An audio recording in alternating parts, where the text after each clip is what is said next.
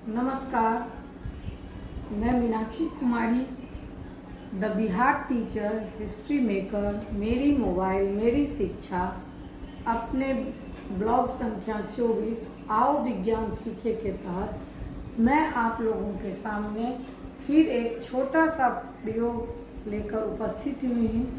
आज मैं अपने प्यारे बच्चे को बताऊंगी कि सारे बच्चे आप लोग जरूर नाई की दुकान में जाते होंगे बाल कटवाने के लिए। ठीक है बच्चे, आप जाते होंगे जरूर।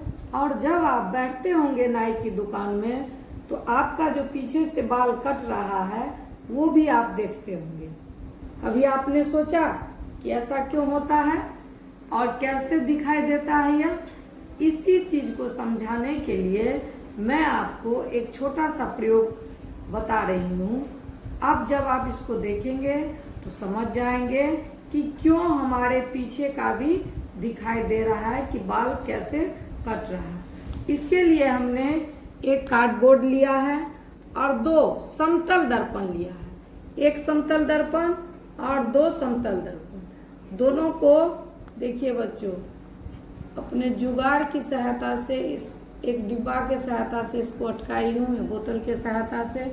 दोनों के बीच हमने समकोण की स्थिति में दोनों दर्पण को रखा है। अब इसके बीच मैं एक सिक्का रख रही हूँ। देखिए बच्चों, कितने सारे सिक्के इसमें दिख रहे हैं। आप लोगों को दिखाई दे रहा होगा इसमें कितने सारे सिक्के दिखाई दे रहे हैं।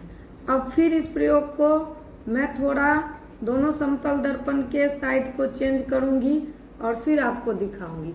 जैसे दोनों दर्पण को हमने आमने सामने रखा है, समानांतर पे रखा है और बीच में ये है। अब देखिए आपको इस शीशा दर्पण के अंदर कितना ही दिखाई दे रहा है। बहुत सारा दिखाई दे रहा है बच्चों।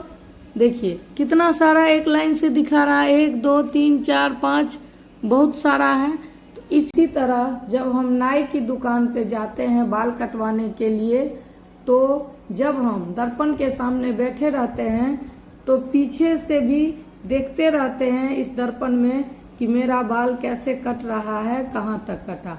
देखिए आप, मैं आपको दिखा रही हूँ इसके अंदर कितने सारे ये रखे हुए हैं। ये जो मैंने एक चीज रखा है यहाँ पे, ये दर्पण में कितने सारे एक लाइन से हमको दिखा रहे हैं।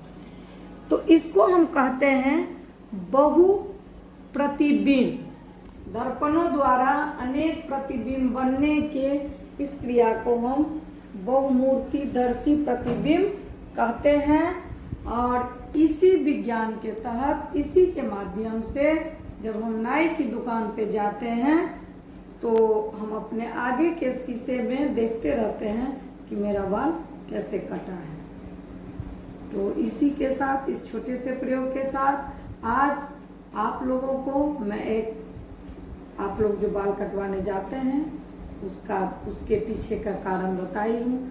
फिर मैं इसी चैप्टर से फिर एक अपने छोटे से नए प्रयोग के साथ आप लोगों के सामने उपस्थित होंगी। धन्यवाद।